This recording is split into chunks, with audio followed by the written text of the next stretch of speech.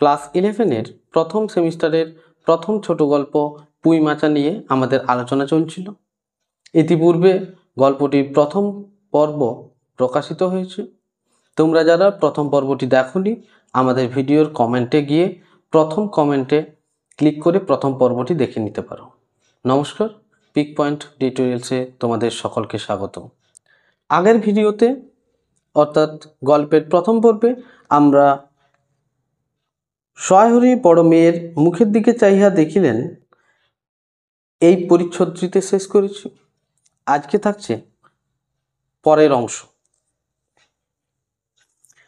বসিয়া রাঁধিতে রাঁধিতে বড় মেয়ের মুখের কাতর দৃষ্টি স্মরণে পড়িবার সঙ্গে সঙ্গে অন্নপূর্ণার মনে পড়িল গত অরন্ধনের পূর্বদিন বাড়িতে পুঁই শাক রান্নার সময় খেন্তি আবদার করিয়া বলিয়াছিল, মা, অর্ধেকগুলো কিন্তু একা আমার, অর্ধেক সব মিলে তোমাদের।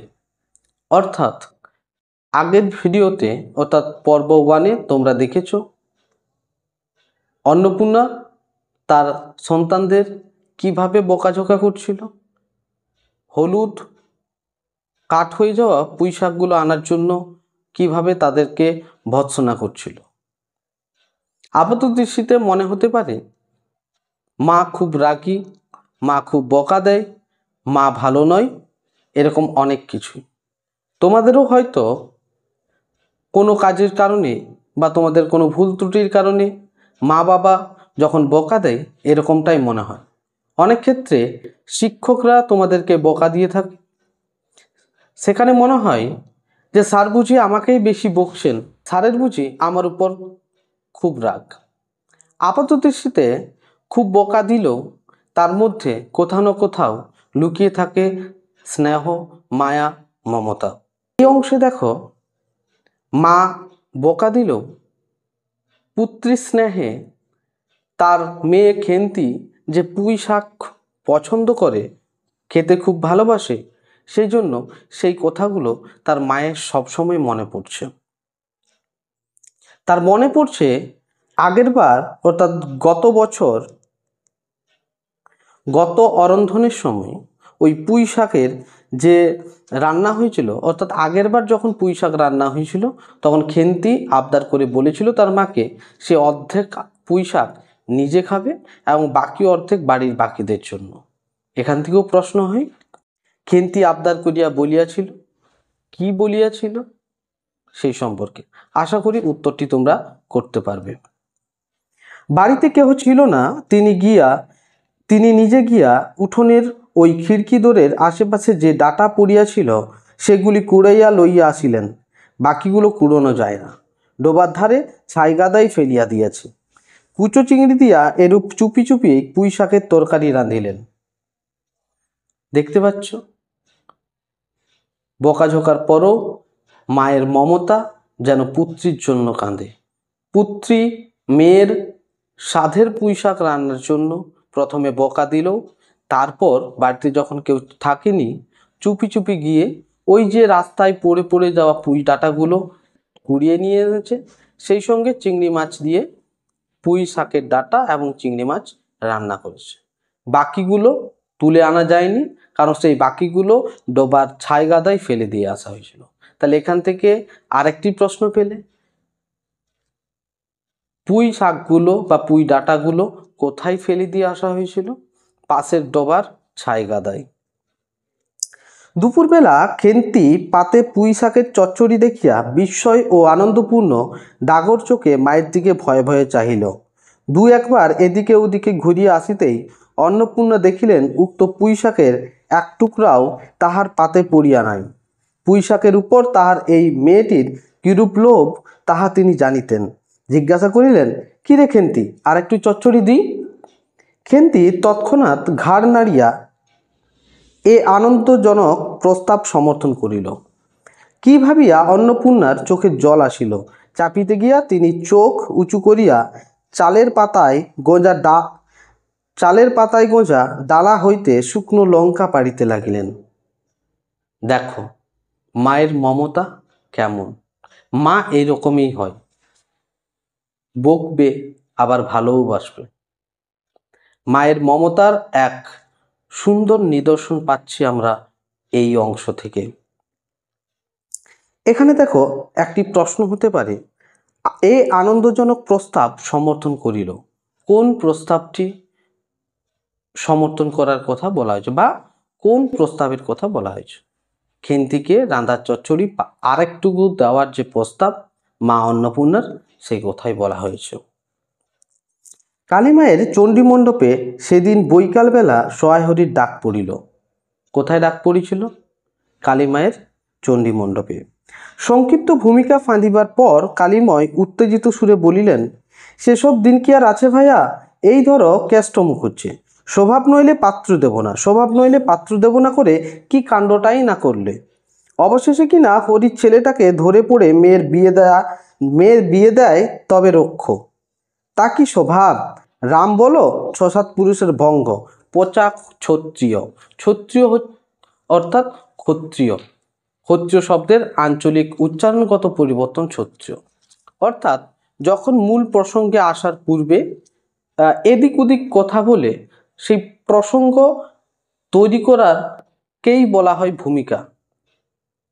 মূলতভাবে কোনো একটি বিশেষ উদ্দেশ্যে সহায়রীকে ডাকা হয়েছে, সেই উদ্দেশ্যটা বলার জন্য, একটা প্রসঙ্গ তৈরি করার জন্য প্রথমে এদিক ওদিকের কথা বলে বা কেন তাকে ডাকা হয়েছে মূল কারণটা বলা হবে।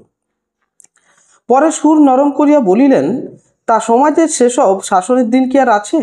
দিন দিন চলে যাচ্ছে, বেশি দূর যায় কেন? এই যে তোমার মেয়েটি 13 বছরের, এই বলতে যাচ্ছে, এরপর মূল কথায় এসেছে। এতক্ষণ এদিক ওদিক এর কথা ওর কথা বলল, এরপর মূল কথা এসছে, অর্থাৎ সহায়হরিকে ডাকার যে মূল কারণ তার মেয়েকে নিয়ে, সে মেয়েকে নিয়ে এরপর কথা বলতে শুরু করেছে। 13 বছরের বলেছে, তখনই সহায়হরি বাধা দিয়ে বলিতে গেলেন, এই শ্রাবণে 13, অর্থাৎ এই শ্রাবণ মাসে তার বয়স হবে 13 বছর। আহা হা, 13 আর 16 তফাৎ কিসের শুনি? 13 আর 16 তফাৎ কিসের? আর সে 13 হোক, চাই 16 হোক, চাই 50 হোক, তাতে আমাদের দরকার নেই, সে তোমার হিসেব তোমার কাছে। কিন্তু পাত্রর আশীর্বাদ হয়ে গেল, তুমি বেঁকে বসলে কি জন্য শুনি? পাত্র যে আশীর্বাদ হয়ে গেল, অর্থাৎ আগে আমরা পর্ব 1-এ পেয়েছি সহায়হরির বড় মেয়ে খেন্তির বিবাহের জন্য আশীর্বাদও হয়ে গেছিল, কিন্তু তারপর বিয়ে ভেঙে যায়। এখন ডেকে এনে তাকে জিজ্ঞেস করছে যে আশীর্বাদ হয়ে গেল, তারপর তুমি বেঁকে বসলে কেন? অর্থাৎ এই বিয়েতে অসম্মতি জানালে কেন? ও তো এইরকম উচ্চগুচ্ছ করা মেয়ে, উচ্চগুচ্ছ অর্থাৎ উৎসর্গ করা মেয়ে, ওই উচ্চজ্ঞ কথাটা পেয়েছিলে, সেই রকমই একটু পরিবর্তন উৎসর্গ শব্দটি হবে, উৎসর্গ করা মেয়ে। আশীর্বাদ হওয়াও যাও, বিয়ে হওয়াও তা, 7 পাকের যাবা কি? এই তো সমাজে বসে এসব কাজগুলো তুমি যে করবে আর আমরা বসে বসে দেখবো, এ তুমি মনে ভেবো না। সমাজের বামুনদের যদি জাত মারবার ইচ্ছে না থাকে, মেয়ের বিয়ের বন্দোবস্ত করে ফেলো। পাত্তর রাজপুত্তর না হলে পাত্তর মেলে না। গরিব মানুষ, দিতে ধুতে পারবে না বলেই শ্রীমন্ত মজুমদারের ছেলেকে ঠিক করে দিলাম। লেখাপড়া নাই বা জানলো, জজ ম্যাজিস্ট্রেট না হলে কি মানুষ হয় না? দিব্যি বাড়ি বাগান পুকুর, শুনলাম এবার নাকি 20 জমিতে 4টি আমন ধানও করেছে। ব্যাস রাজার হাল, 2 ভাইয়ের অভাব কি? এখানে এরপর সহায়হরিকে তার মেয়ের বিয়ে নিয়ে কথা বলছে। কথাগুলো কে বলছে? কালীময়। আগের ইয়েতে দেখো কালীময় কথাগুলো শুরু করেছে, কথাটি বলছে কালীময়। কালীময় তাকে বলছে তার মেয়ে আশীর্বাদ হয়ে গেছে, আশীর্বাদ হওয়ার পর বিয়ে ভেঙে গেছে কোনো কারণে, কারণটি অবশ্যই আমরা এর পরের অংশে জানব, এবং তাকে তাগাদা দেওয়া হচ্ছে যাতে করে তার মেয়ের যত শীঘ্র সম্ভব বিয়ে দেওয়া যায়। তার মেয়ের বিয়ে কোথায় ঠিক হয়েছিল? শ্রীমন্ত মজুমদারের ছেলের সঙ্গে। তাদের অবস্থাপন্ন ভালো, লেখাপড়া জানে না হয়তো, কিন্তু বাড়ির বাগান পুকুর রয়েছে, 20 জমিতে আমন ধান হয়েছে, বেশ রাজার হাল। অর্থাৎ এই জায়গাটাকে বা এই বিষয় সম্পত্তিগুলো থাকার কারণে এই অবস্থাকে বলা হচ্ছে রাজার হাল। ইতিহাসটা হইতাছে এই যে মণিগায়ের উক্ত মজুমদার মহাশয়ের পুত্রটি কালীময়ী ঠিক করিয়া দেন। কেন কালীময়ীর মাথা ব্যথা করিয়া সোয়াইহরির মেয়ের বিয়ের সম্বন্ধ মজুমদার মহাশয়ের ছেলের সঙ্গে ঠিক করিতে গেলেন, তার কারণ নির্দেশ করিতে যাইয়া কেহ কেহ বলেন। এরপর আমরা ওই যে খেন্তির বিয়ে ঠিক হওয়ার প্রসঙ্গ পাচ্ছি। কে ঠিক করে দিয়েছিল, কার সাথে ঠিক করে দিয়েছিল এবং কেন ঠিক করে দিয়েছিল। কেহ কেহ বলেন, অর্থাৎ কারো কারো মতে যে কালীময় ঠিক করে দিয়েছে, তার কারণ কালীময় নাকি মজুমদার মহাশয়ের কাছে অনেক টাকা ধারেন, অনেক দিনের সুদ পর্যন্ত বাকি, শীঘ্র নালিশ হইবে ইত্যাদি। তাহলে কেন ঠিক করে দেন, তার অনেকগুলো কারণ এখানে রয়েছে। অর্থাৎ বিভিন্ন ব্যক্তির কাছে বিভিন্ন মতবাদ রয়েছে এবং তারা বিভিন্ন মতামত দিয়ে বলেন কালীময় অনেক টাকা ধার নিয়েছিলেন শ্রীমন্ত মজুমদারের কাছ থেকে, সেই টাকা শোধ করিতে পারে নাই, তার তাগাদা তাকে ডাকা হবে, নালিশ হবে, যার কারণে কালীময় শ্রীমন্ত মজুমদারের ছেলের সাথে সোয়াইহরি চাটুর্যের মেয়ে খেন্তির বিয়ে ঠিক করে দিয়েছিল। এ গুজব যে শুধু অবান্তর তাহাই নহে, ইহার কোনো ভিত্তি আছে বলিয়া মনে হয় না। ইহা দুষ্ট পক্ষের রটনা মাত্র। ইহা দুষ্ট লোকের রটনা মাত্র। এই লাইন তুলে প্রশ্ন হতে পারে, ইহা দুষ্ট লোকের রটনা মাত্র, কোন কথাটা বা কোন বিষয়টা দুষ্ট লোকের রটনা বলা হয়েছে? কোন বিষয়টা? যে কালীময় শ্রীমন্ত মজুমদারের কাছে টাকা ধার নিয়েছিলেন, তার সুদ পরিশোধ করতে পারেননি, খুব শীঘ্র নালিশ হবে, সেই কারণেই নাকি সোয়াইহরি চাটুর্যের সঙ্গে শ্রীমন্ত মজুমদারের ছেলের বিয়ে ঠিক করে দেয় কালীময়। এই কথাটি দুষ্ট লোকের রটনা বলা হয়েছে। যাহাই হোক, পাত্রপক্ষ আশীর্বাদ করিয়া যাওয়ার দিন কতক পরে সোয়াইহরি টের পান পাত্রটি কয়েক মাস পূর্বে নিজের গ্রামে কি একটা করিবার ফলে গ্রামের এক কুম্ভকার বধূর আত্মীয় স্বজনের হাতে বেদম প্রহার খাইয়া কিছুদিন নাকি শয্যাগত ছিল। এরকম পাত্রে মেয়ে দিবার প্রস্তাব মনঃপূত না হওয়ায় সোয়াইহরি সে সম্বন্ধ ভঙ্গ করিয়া দেন।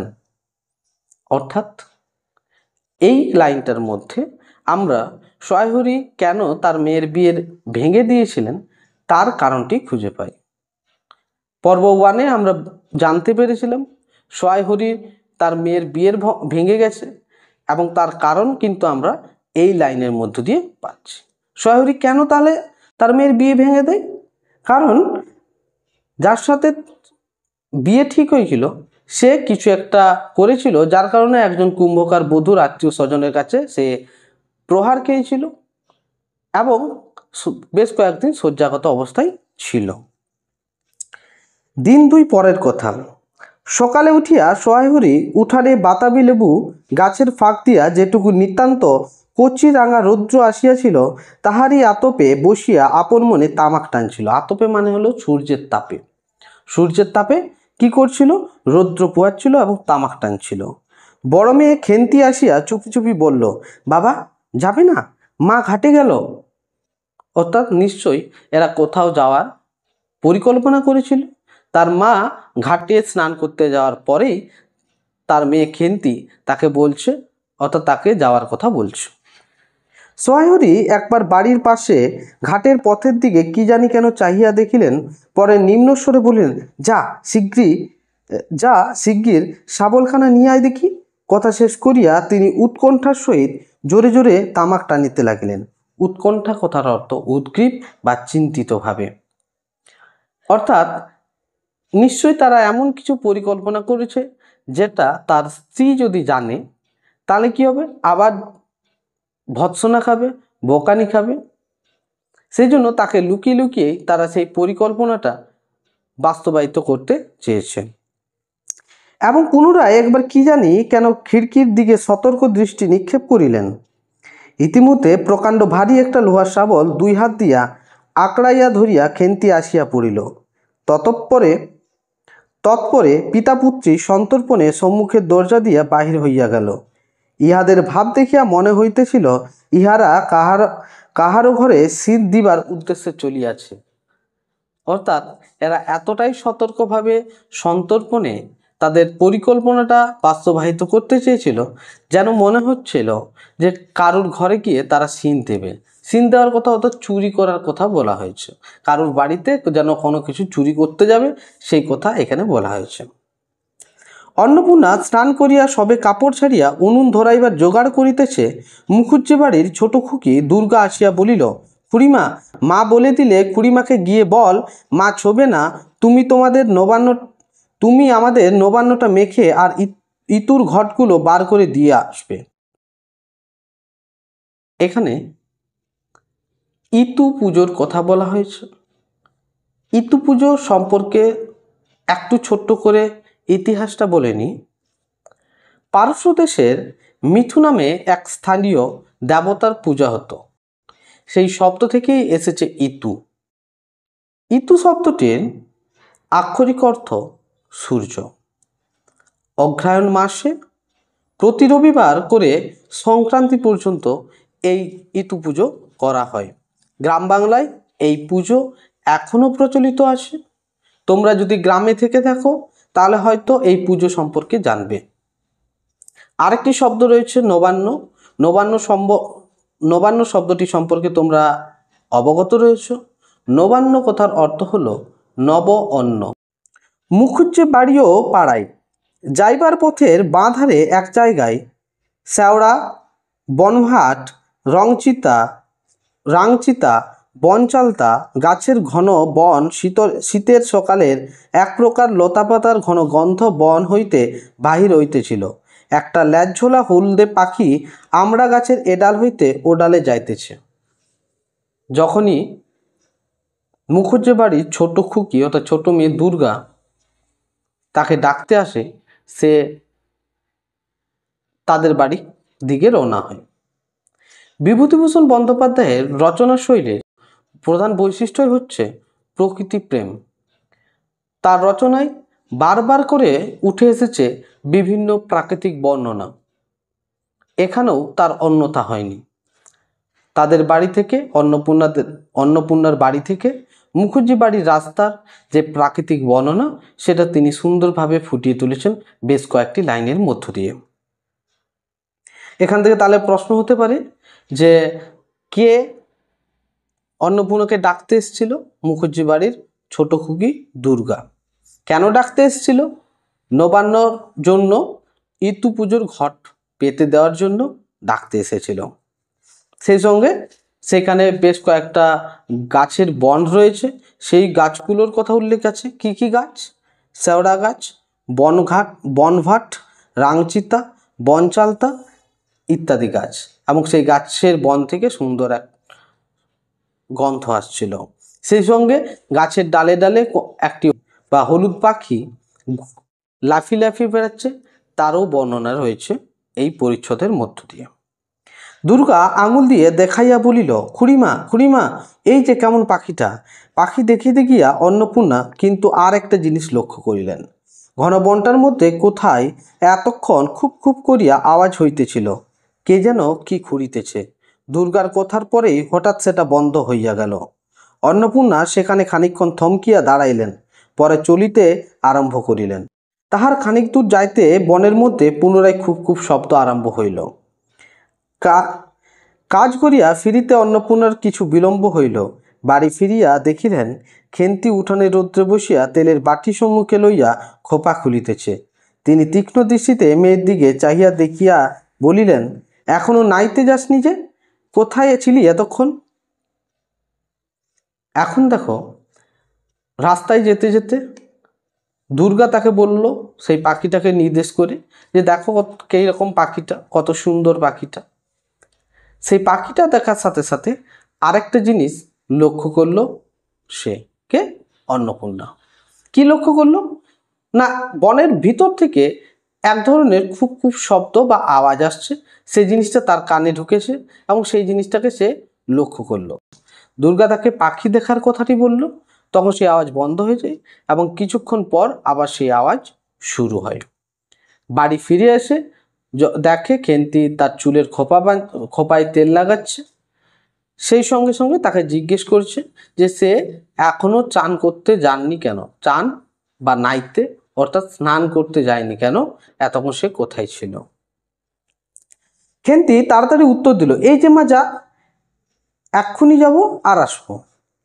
খেন্তি স্নান করিতে যাইবার একটুখানি পরেই সহায়হরি সউৎসাহে 15-16 সের ভারী একটা মেটে আলু ঘাড়ে করিয়া কোথা হইতে আসিয়া উপস্থিত হইলেন এবং সম্মুখে স্ত্রীকে দেখিয়া কৈফিয়তের দৃষ্টিতে সেই দিকে চাহিয়া বলিয়া উঠিলেন, ও পাড়ার ময়সা চৌকিদার রোজি বলে, কর্তা ঠাকুর, তোমার বাপ থাকতে তবু মাসে মাসে এদিকে তোমাদের পায়ের ধুলো পড়তো, তা আজকাল তো তোমরা আর আসো না। এই বেড়ার গায়ে মেটে আলু করে রেখেছে, তা দাদা ঠাকুর বরং কথাটি বলছ। অর্থাৎ সে কোথার থেকে এই মেটে আলু পেল তার কৈফত তার স্ত্রীকে জানাচ্ছে, কারণ জানে তার স্ত্রী অন্যায় কিছু দেখতে পারে না, অন্যায় কিছু হলেই তাকে বকা দেবে, ভৎসনা করবে। সেই জন্য আগে ভাগেই তার কৈফত সে জানিয়ে দিচ্ছে কোথার থেকে সে এই আলুটা আনলো। কিন্তু তার স্ত্রী খুবই বিচক্ষণ, সে তার কাছে মিথ্যে বলাটা এতটাও সহজ নয়।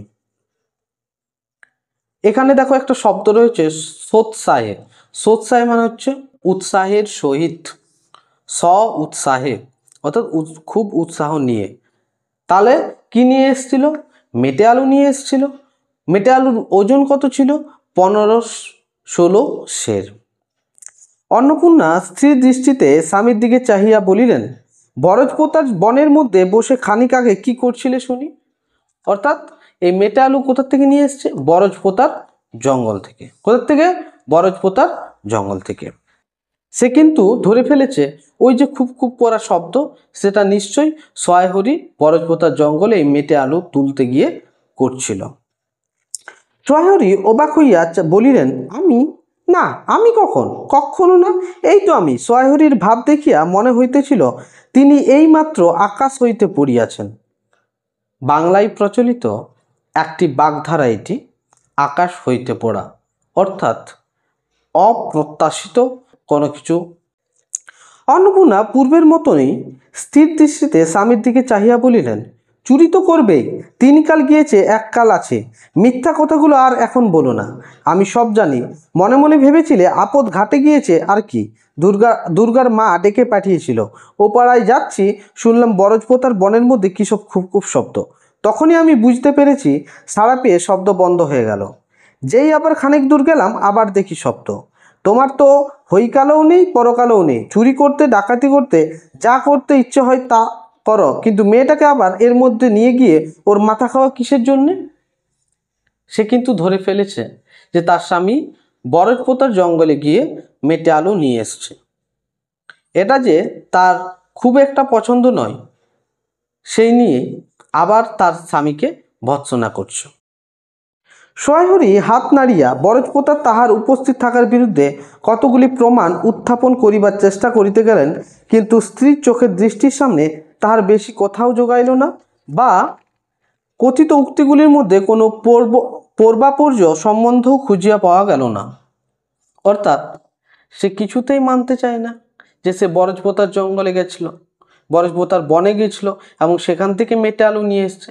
সেই জন্য বেশ কয়েকটা উক্তি খাড়া করেছে এবং প্রমাণ খাড়া করেছে, কিন্তু প্রত্যেকটা প্রমাণেই বা প্রত্যেকটা উক্তির মধ্যে কোনো সম্বন্ধ ছিল না।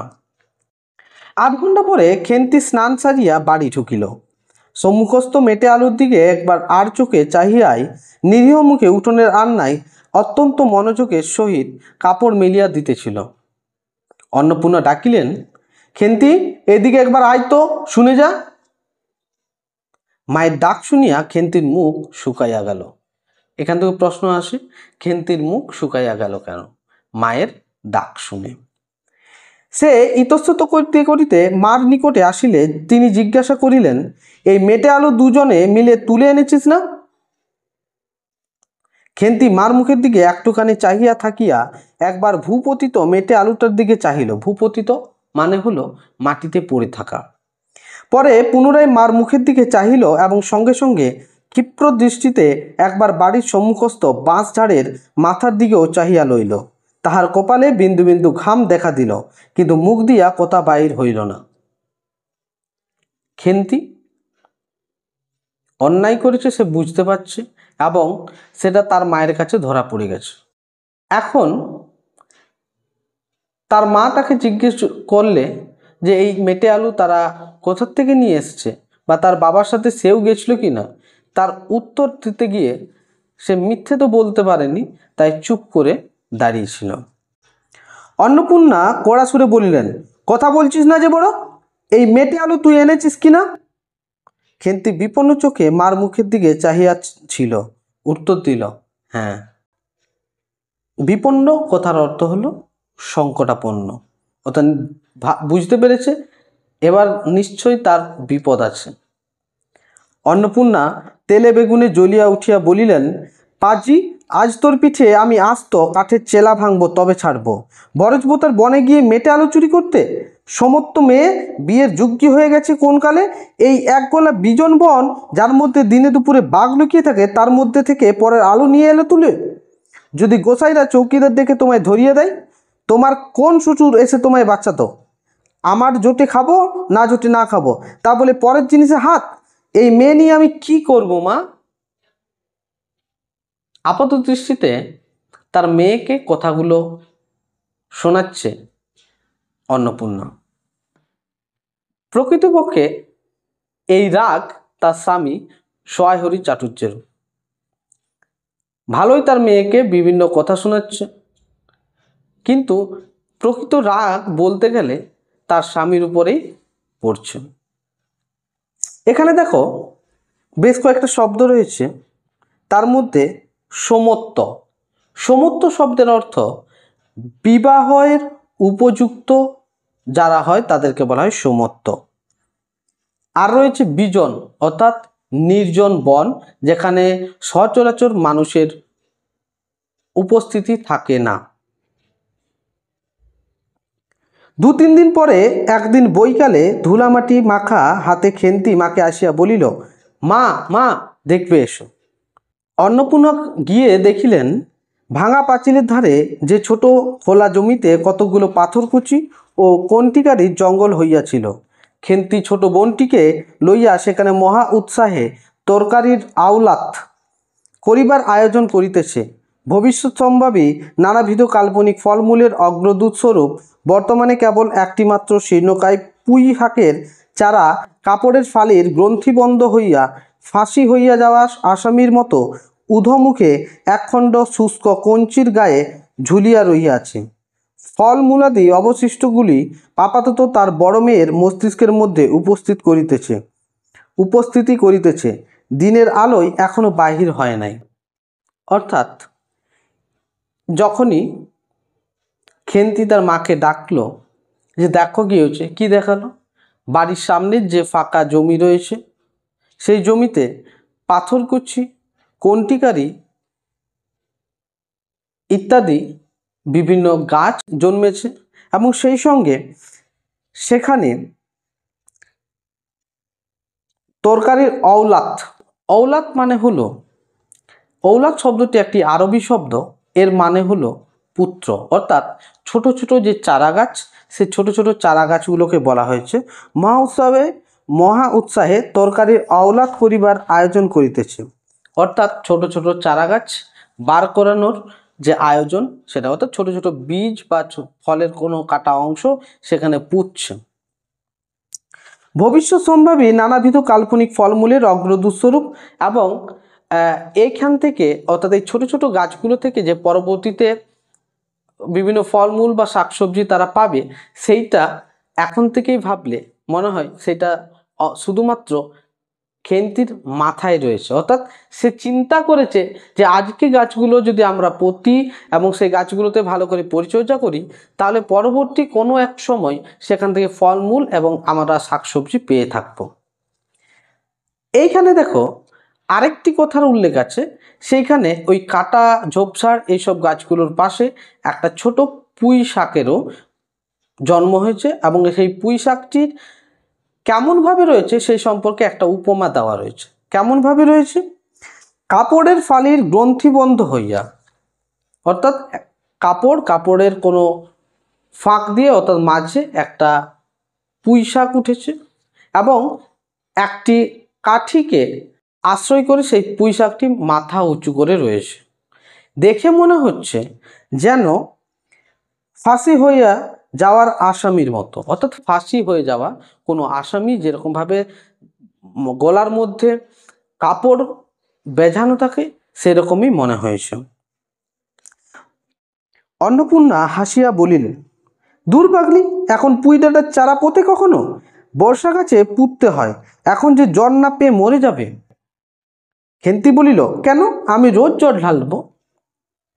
অন্নপূর্ণা বলিলেন, দেখ, হয়তো বেঁচে যেতেও পারে। আজকাল রাতে খুব শিশির হয়, খুব শীত পড়িয়াছে। সকালে উঠিয়া সোহাইহরি দেখিলেন তাহার দুই ছোট মেয়ে চাদর দোলায় গায়ে বাঁধিয়া রোদ উঠিবার প্রত্যাশায় উঠোনের কাঁঠাল তলায় দাঁড়াইয়া আছেন। একটা ভাঙা ঝুড়ি করিয়া খেন্তি শীতে কাঁপিতে কাঁপিতে মুখুজ্জে বাড়ি হইতে গোবর কুড়াইয়া আনিল। তাহলে গোবর কোথা থেকে এনেছিল?